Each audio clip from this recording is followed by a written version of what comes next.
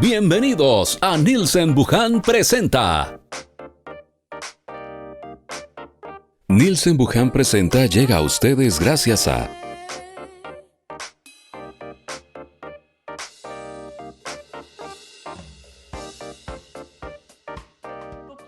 Gracias, bienvenidos a todos por acompañarnos en un nuevo programa y pues la verdad que muy contento de poder hacer este enlace con cada uno de ustedes para traer un tema nuevo y una discusión que se abre ante todo por lo que vivimos, pero después de lo que estamos viviendo también va a seguir, que es la parte de la salud, nuestra alimentación, el cuidado que le estamos teniendo. He invitado en esta oportunidad al doctor Luis Adolfo Calvo, es médico cirujano, tiene una maestría en investigación y salud y también educador en el tema de diabetes.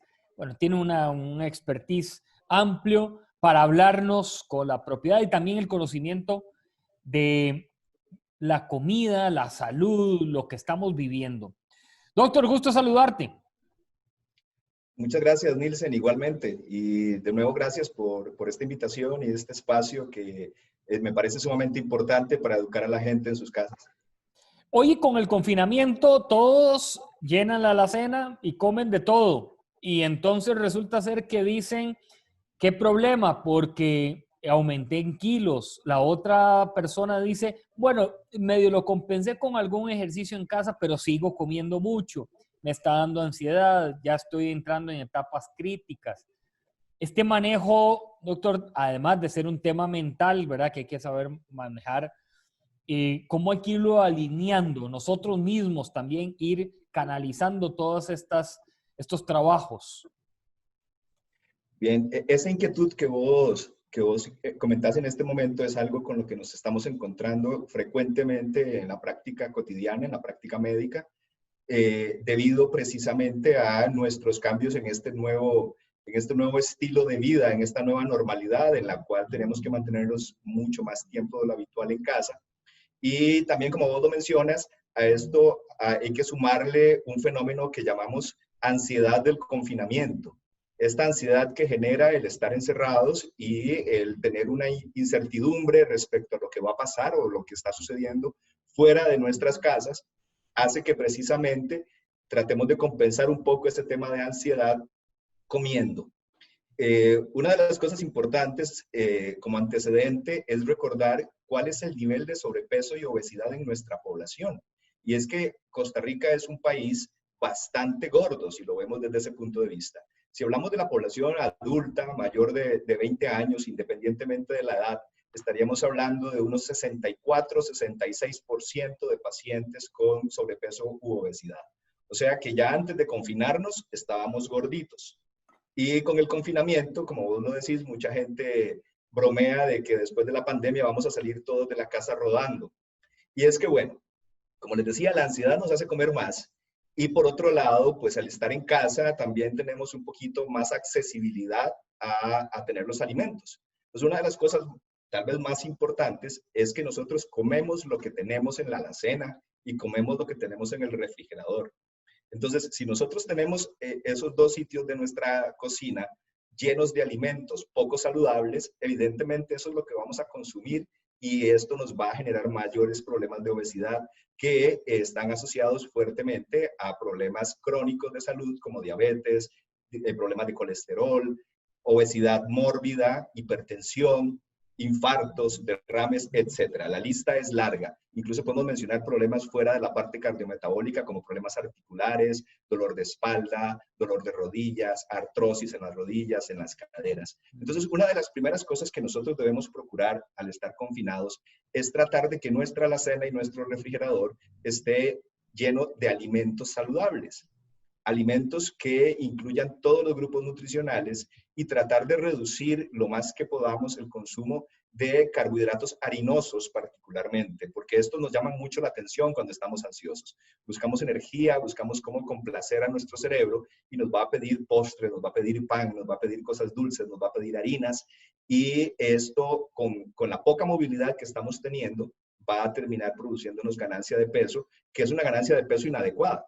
Porque bueno, si ganamos peso, pero lo ganamos a expensas de masa muscular porque hacemos mucho ejercicio y comemos bien, eso no es un problema. El problema es que estos grupos alimenticios que acabo de mencionar nos van a hacer ganar peso a expensas de grasa principalmente.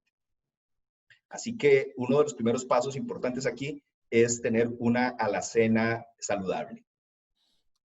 La gente no sabe cómo formarla a veces, o la tiene, pero piensa que puede complementar con alguno que otro alimento por ahí que tal vez no está dentro de la lista. ¿Debemos de formarla de cero? ¿Debemos realmente de retomar esto con una intensidad muy importante ahora, doctor? Totalmente. Pareciera que el comer bien no es algo intuitivo. O sea, nosotros no tenemos un chip o un gen que nos indique exactamente qué debemos comer. Por eso les decía, comemos lo que hay a disposición. Históricamente, como especie animal, así ha sido. O sea, siempre hemos comido lo que hay, lo que tenemos al frente. Entonces, debemos de aprender a consumir una dieta muchísimo más rica en vegetales particularmente de color verde y que tengan un volumen importante para que además nos produzcan saciedad.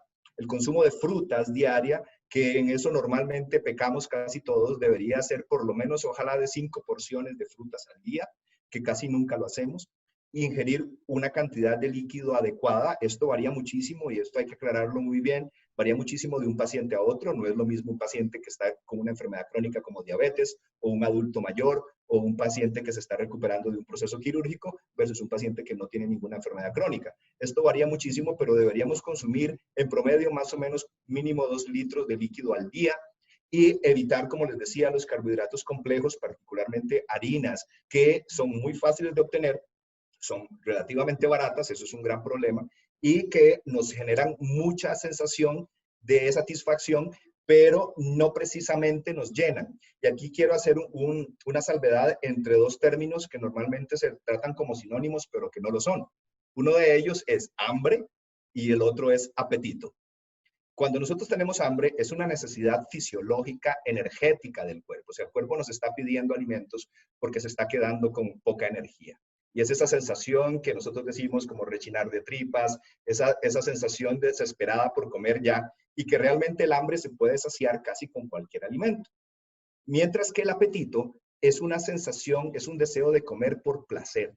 El apetito que yo siento porque abro la refri, por ejemplo, y veo por ahí un postre de 3 leches, y aunque mi cuerpo no necesita esa energía, aunque realmente no tengo hambre, me apetece comerlo, porque es una satisfacción de tipo psicológica. Y ahí es donde, evidentemente, en estos procesos de confinamiento, lo que vamos a tener es un incremento enorme del apetito, porque el hambre fisiológica como tal no tiene por qué cambiar, incluso más bien debería reducirse el hambre porque nos estamos moviendo menos. Así que nuestro cuerpo gasta menos energía y deberíamos tener menos hambre. Pero el apetito no. Esas ganas de satisfacernos en el paladar, de satisfacernos psicológicamente es la que aumenta, y esta generalmente no se sacia con cualquier alimento, sino se sacia con el alimento que estamos antojados, como decíamos los ticos, ¿verdad?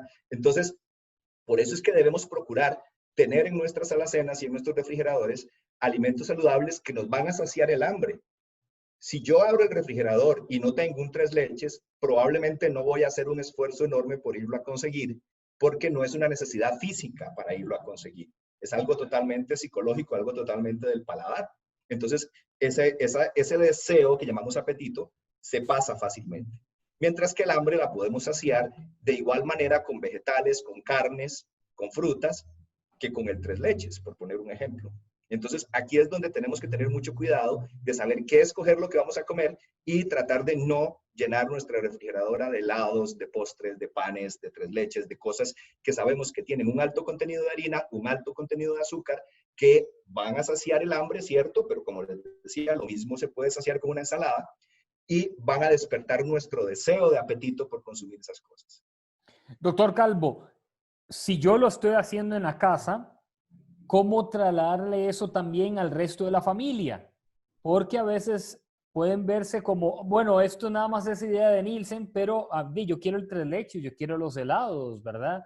Yo quiero lo otro. Y no aporta esto al resto, ¿verdad? ¿Cómo podemos en familia llegar a construir algo más en conjunto? Ok, eso es una muy buena pregunta, porque ciertamente, pues, alguien en la familia puede tener muy buenos hábitos y es solamente esa persona la que tiene buenos hábitos y los demás no le van a seguir precisamente porque, como les explicaba en un principio, no es algo intuitivo. Si tenemos algo que no es intuitivo, o sea, que no tenemos esa conocimiento adrede de nacimiento para poder escoger bien los alimentos, la forma en que podemos solucionar esto es con educación. La educación va a hacer que algo que no sea intuitivo ahora se convierta en algo que podemos racionalizar. Yo siempre le digo a mis pacientes, cuando usted está frente a un plato de alimentos, no solamente piensen en lo rico que sabe eso, no solamente piensen en si me voy a llenar o si no me voy a llenar, sino que piensen en leer ese alimento. ¿Es saludable para mí? ¿Me está generando un beneficio? ¿Me está generando un perjuicio? ¿No debo de consumirlo porque padezco de una enfermedad o de otra?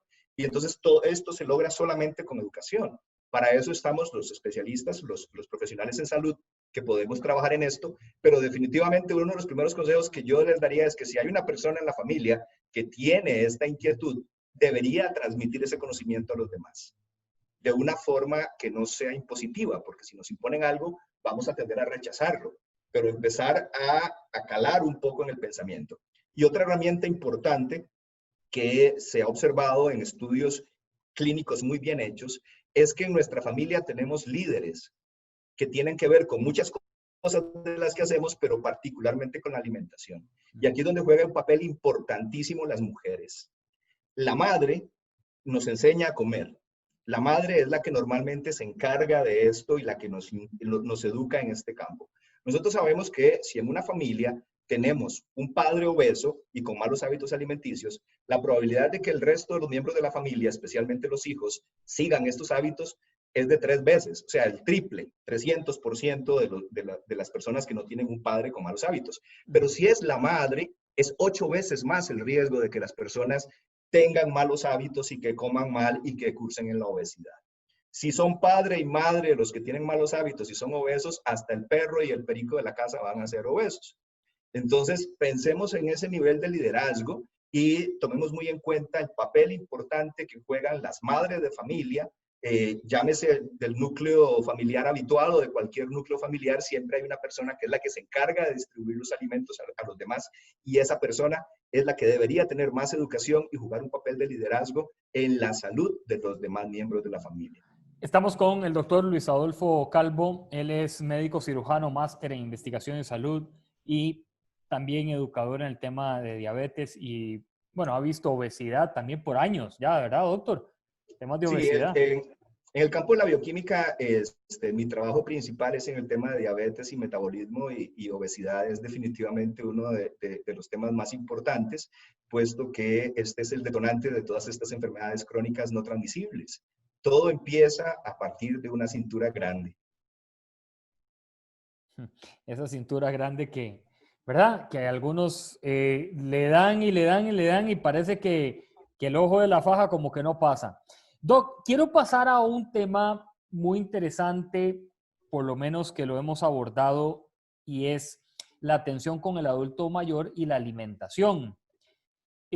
Algunos nos han dicho que el adulto mayor por estar en la casa hay un tema de depresión, están cayendo algunos en desesperación, poco apetito y la alimentación en algunos casos está variando rápidamente. ¿Cómo atender a estos pacientes? Inclusive, yo digo pacientes, pero a nuestros seres queridos, nuestros papás, ¿verdad? Nuestros tíos, abuelos, ¿cómo debemos de responder ante ellos hoy en el tema de alimentación? Esa es una pregunta muy compleja de contestar y al mismo tiempo muy interesante de educar a la población. Como les decía, todos somos vulnerables a esta ansiedad del confinamiento. Todos nos estresamos, todos nos deprimimos, todos tenemos problemas enormes por estar encerrados, problemas económicos por la pandemia, pero si hay una población particularmente vulnerable a esto son nuestros adultos mayores. Eso desde el punto de vista psicológico y, por supuesto, todavía aún más desde el punto de vista cardiometabólico, puesto que en los pacientes mayores de 65 años las condiciones metabólicas cambian muchísimo y esto los hace muy frágiles y muy susceptibles, por ejemplo, a perder masa muscular con la ansiedad. En el adulto mayor hay que tener en cuenta aspectos muy diferentes. Uno de ellos es que son pacientes en su gran mayoría que manejan niveles de músculo bajos y niveles de grasa no tan altos en su gran mayoría. De hecho, si vemos el nivel de obesidad en este grupo de población específico es muchísimo menor que el del resto de la población adulta. Se reduce a menos del 20% de niveles de sobrepeso y obesidad. Y en estos pacientes tener un ligero sobrepeso no es realmente un problema. Los estudios que se han hecho en muchísimos centros durante muchísimos años han demostrado que el adulto mayor con un ligero sobrepeso, con un panículo adiposo, o sea, un grasita, un poquitito más de lo normal, sin caer en la obesidad, tienen menos riesgo de mortalidad que más bien los adultos mayores muy delgados. Estos adultos mayores muy delgados normalmente tienen muy poco músculo y son pacientes mucho más frágiles y mucho más susceptibles a perder músculo.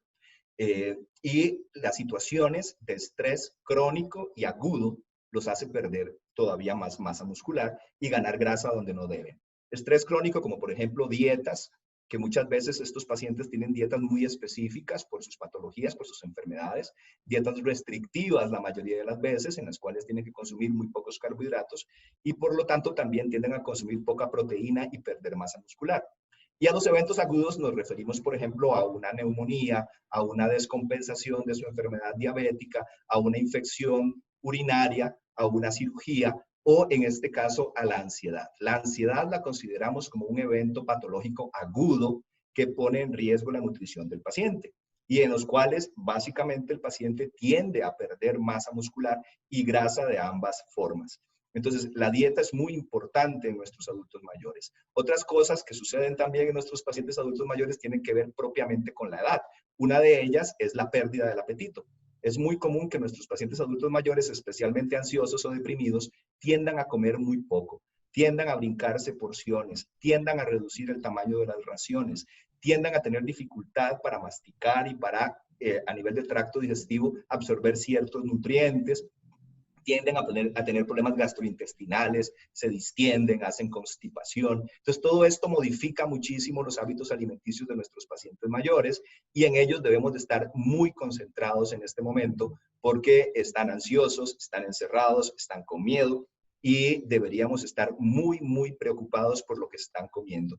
Debemos de ser insistentes en las porciones diarias, que deberían ser entre 5 y 6 porciones al día, y deberíamos ser muy insistentes en que consuman proteína de alto valor biológico. Me refiero a proteína de origen animal, pescado, carne, huevo, leche, para mantener una buena masa muscular y, por supuesto, seguir las recomendaciones de cada nutricionista o de cada médico en particular respecto a las enfermedades crónicas que cada uno de ellos tengan.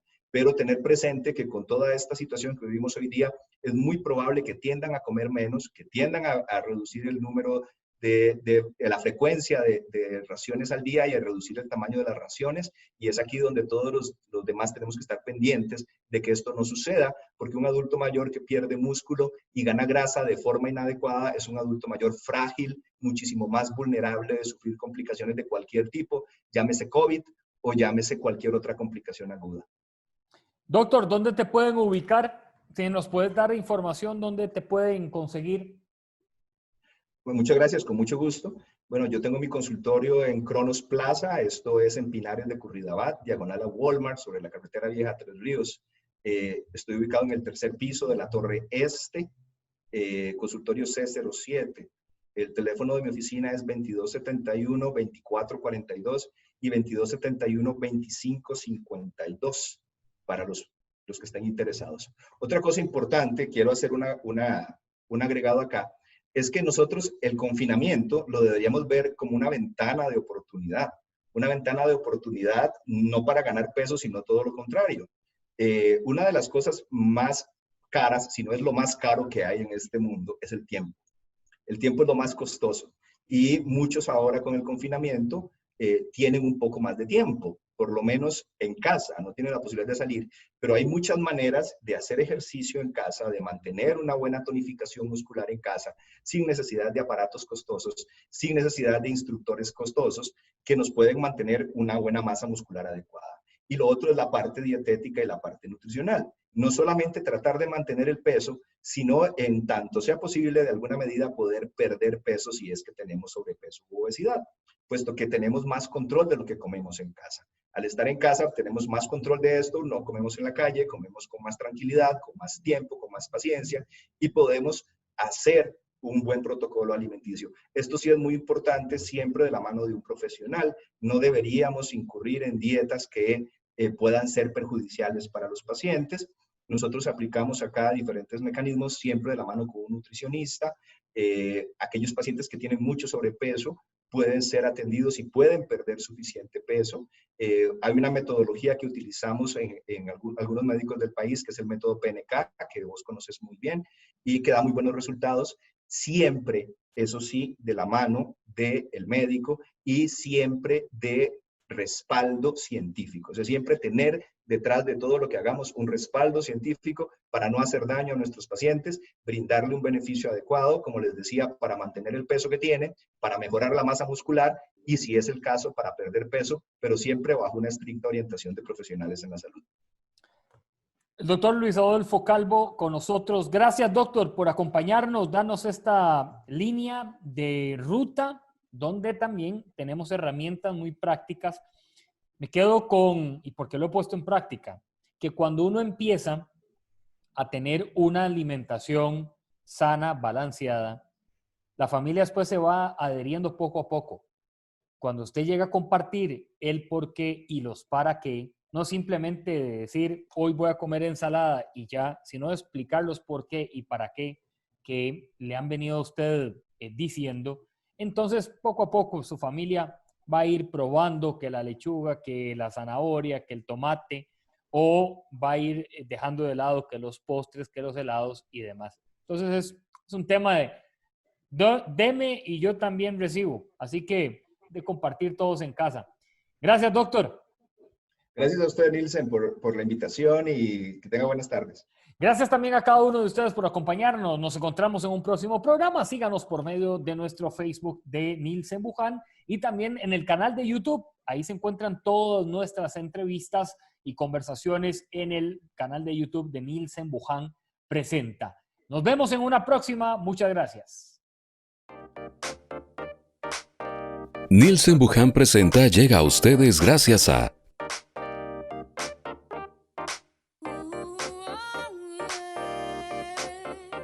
Gracias por acompañarnos hoy en nuestro programa Nielsen Buján Presenta.